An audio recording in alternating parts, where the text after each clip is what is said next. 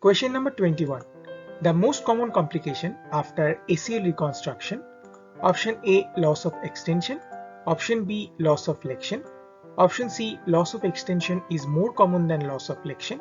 And option D, loss of flexion is more common than loss of extension.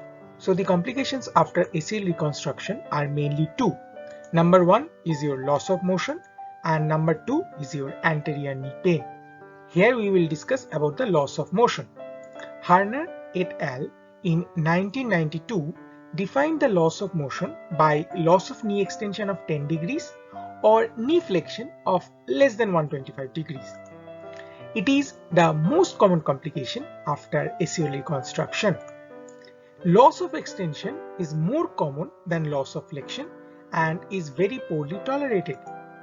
The term arthrofibrosis is used synonymously with loss of motion.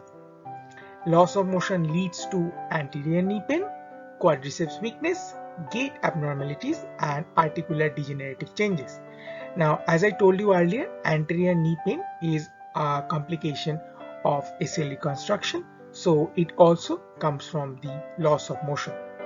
Now, the factors that are responsible for loss of motion includes arthrofibrosis, infrapatellar contracture syndrome, inappropriate ACL graft, cyclops syndrome, acute surgery on a swollen inflamed knee, concomitant MCL repair, prolonged immobilization, and RSD or reflex sympathetic dystrophy.